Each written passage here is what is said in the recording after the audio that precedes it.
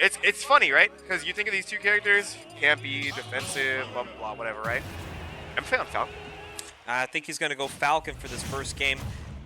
I need to know, because like a lot of the thought process, because I know MFA got a really solid Falcon. I don't think Olimar, he want to like run it too soon. I think he wants to see if maybe like the burst option Falcon is going to be enough to catch this Toon Link kind of slacking a little bit here. So let's see how this first game goes. This is very interesting pick, right? Because as someone who also like plays, you know, kind of like brawler, burst option heavy character, right? This matchup is very stressful for Toon Link, right? You have a lot of ways to just kind of blow Toon Link up. Toon Link can't really jump because you have that fast up air to intercept. Look at these up Bs, bro. Catches your dash back, catches your shield. You know, so Marco's gonna have to try to figure out this RPS and maximize his advantage state conversions against this Captain Falcon. And But he's super ready to like catch that Falcon kick, and he's already off the stage. Hold on. guys, this is very, very, you know, intense. This is very intense, right? MFA trying to show that maybe I could beat you with multiple characters, right? And I think we will see in Olimar, you know, should he lose game one, but can't cat him out quite yet. Yeah, if there's one person you got to be afraid of, it's definitely Marco. The way that he places bomb and boomerang perfectly to set up a kill option, even just continue on the advantage state. Toon Link can be a dangerous character in the right hands. And right now, an early lead for him. Got the tech, the jab block there with the arrows too. He's just continuing his havoc all over MFA.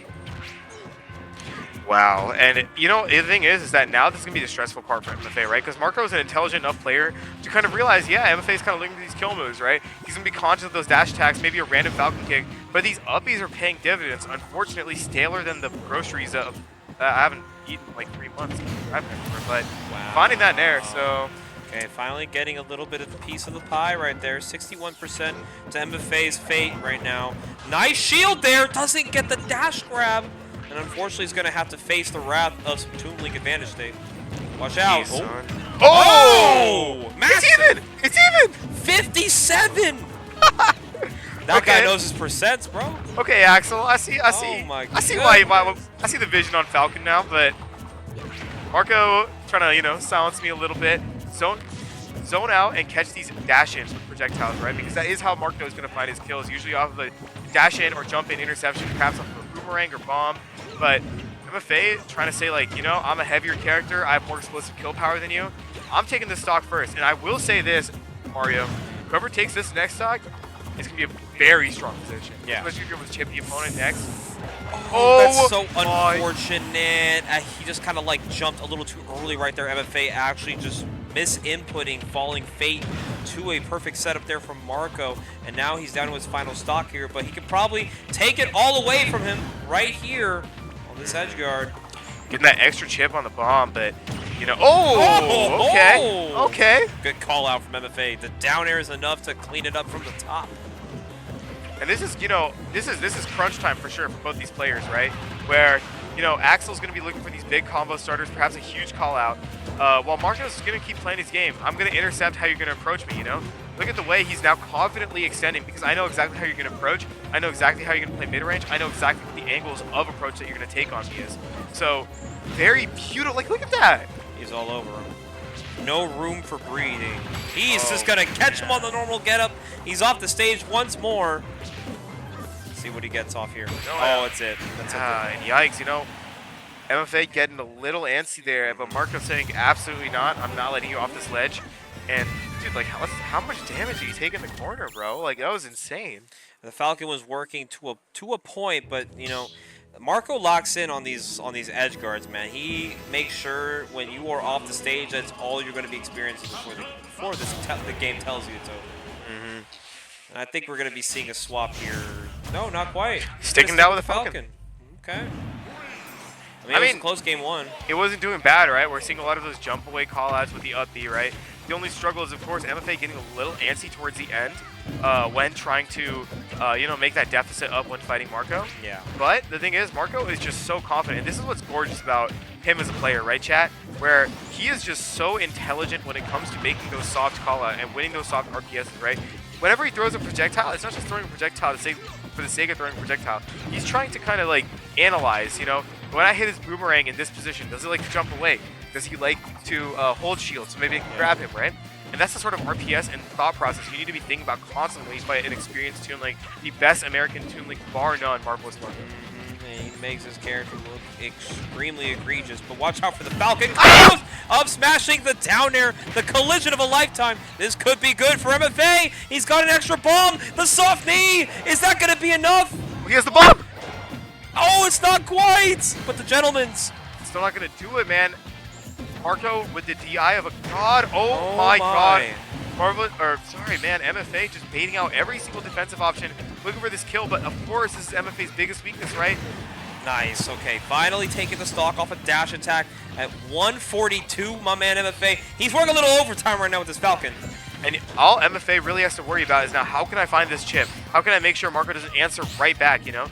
But look at this dancing, you know? Now MFA is kind of going for these second options, right? Yeah, I'm going to jump at you. I know you're going to hold shield, but you're going to drop shield because I'm going to wait a little longer and hit you with that gentleman jab for 9%, right? Yeah. And every percent is so painful if you're Marco because, you know, you're playing the slow-paced game, so yeah. How do we bring this back, right? Oh, that's big hits right there. Marco calling the roll. Had everything covered with the bomb to the boomerang. Had MFA no choice but to roll into his fate. And now, Marco looking to take back the lead that was once his. Jeez, man. And this is rough. This is crazy because, you know, you have a lot of, you know, as I was saying before, MFA's trying to limit the tip damage, but now he's already lost his lead. And I'm worried, you know, if I'm an MFA fan, where I see that kind of linearity demonstrated in game one when MFA feels panicked and pressured to make up that stock lead and make up that stock deficit. How is he going to find a clean hit? Is he willing to play that slow game? But these reads are paying dividends, man. And he's just out here getting this damage that he needs, but Marco coming right back with a bomb, hits him with the boomerang for the one time, looking to catch a little bit of some invincibility, getting ran out with the bomb, fair off the left side. Marco, absurd with the combos. This guy is a monster, man, and you know that Z drop bomb into fair called out two very specific options: only jump from ledge and neutral get up, right? So Marco was banking on that working. If he didn't, if MFA had done something like roll, for example, you know, Marco's taking a back air to the face, and he's probably in disadvantage.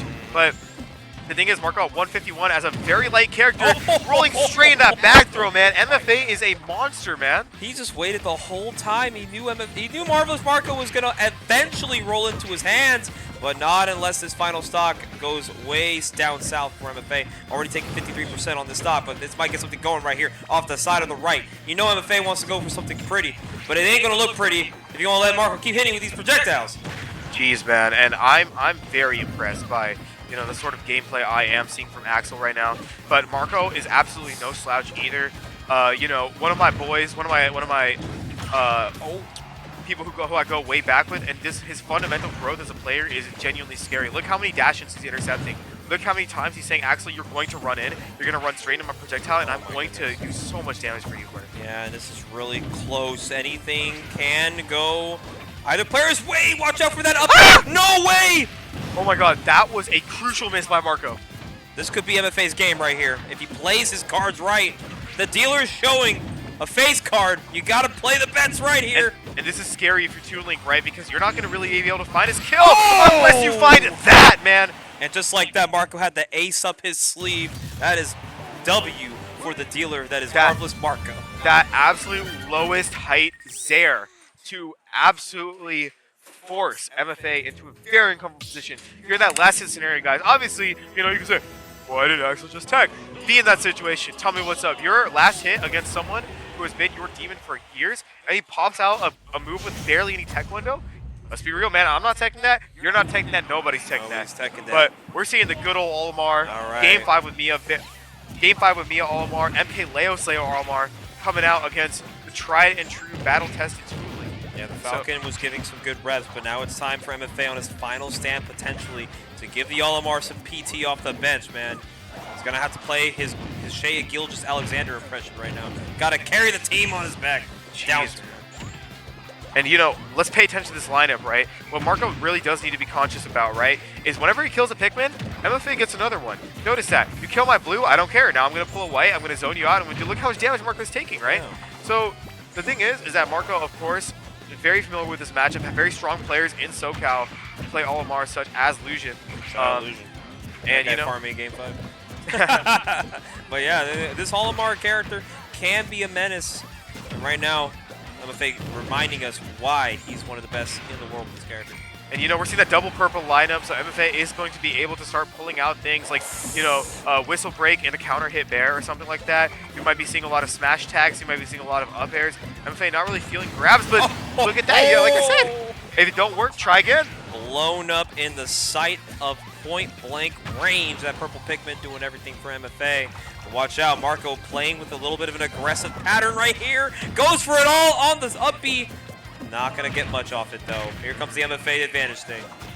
And yeah, man, I mean, look at these little things, right? Marco believes, you know, he's safe while trying to recover. MFA is going to attack a pigment on him. And that is the most frustrating thing about Olimar, him finding hits on you when you don't think you can get hit. Oh, my goodness. The call out with the up smash. MFA, a brand new animal right now. He's up 2 stocks. Now just a full stock. But he is looking hot this game 3. And you know what they say, man, Goku doesn't start in Super Saiyan for a reason. Maybe MFA just didn't want to pull out the Olimar just to kind of make it a little more challenging for him. But Marco, of course, no slouch either. But MFA just kind of running away with him. Maybe he just figured something out with the Falcon. I'm not sure. But he's angry now. He's playing with quite literally a force that cannot be stopped right now. But Marco having to try to subdue the bleeding at this point. But it is looking so good from MFA. We could be seeing a game 4. Man, you know, and obviously Marco still, you can never count him out. Like many of the SoCal top players, they become alive on their last stock, especially when they're trying to close, right? So maybe, you know, it's up to MFA to kind of figure out, maybe I just don't need to be a little too hasty here. I am still up a stock. But Marco is consistently winning every RPS. My. That's beautiful stuff. MFA bringing game 3 to his favor. He got 1 on the board, and the Olimar is going to be sticking around 1 more.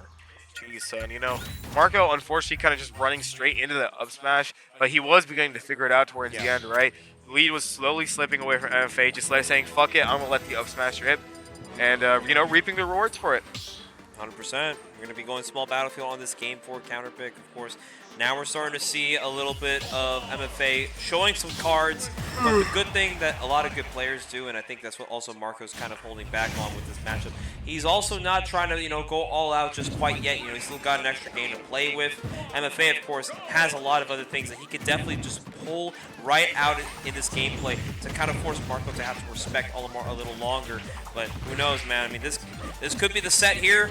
Or we could be seeing a game 5, and I know a lot of people will be down to see some big sets happen right now. Man, and you know, Marco playing a bit of the slower game right now, maybe trying to zone him out a little bit more with these arrows, with these bombs, with these boomerangs, right? And the biggest difference I'm already seeing from Marco, right, is is a lot more reserved on these callouts. He's trying to take more chip because he understands, you know, there's reversing potential there with Olimar.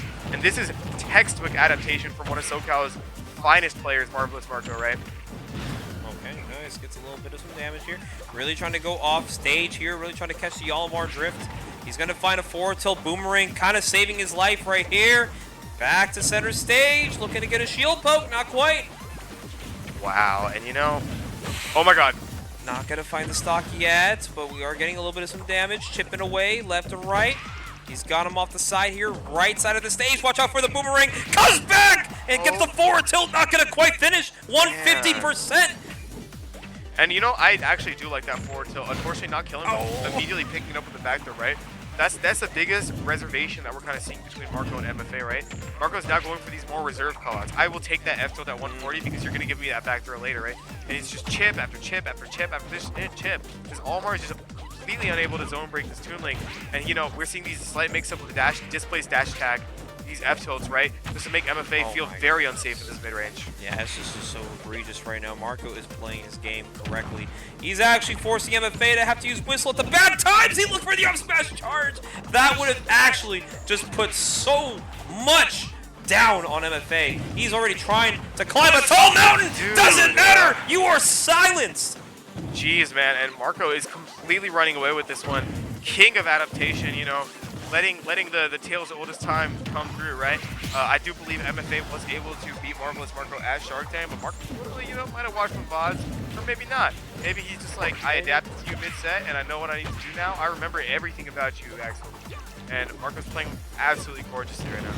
There's a nice back air, still not quite killing yet at 157. Marco holding on for dear life, really trying to get a little bit of more insurance right here. And it's rough, man, because it's like now Olimar pretty much has to approach. He's not really getting his optimal lineup. He has, you know, yellow Pikmin, which is only going to kill at high percents like the one Marco is on. But, you know, now we're seeing a yellow-purple, white lineup, which is the I want to do 10 billion damage to you with one combo lineup. But Marco is just, he doesn't care, man. Like, I'm going to just keep throwing these rangs and these arrows at you because, you know, you're going to keep getting chipped, you're going to get frustrated, you're going to come in, you're going to give me exactly what I want. That bomb landed just on time. A couple jabs here and there. This might be MFA's final stand here. Marco looking for the game winner. Not quite. One more time with the offstage shenanigans. He's recovering to the left side of the stage. Jeez, man. And this is scary because it's like, you know, when you're MFA, you're at 141 against Toon, who also has a frame 6 killing out of shield option, right? So Marco's primary concern, if I'm Marco here, I'm obviously threatening the kill, but he's at 148, I'm at 0, and now I'm gonna start ultra pressing her, or maybe I'm gonna save a read that I've been saving for right now. You know, maybe an up B out of shield, maybe an up air, maybe something, right?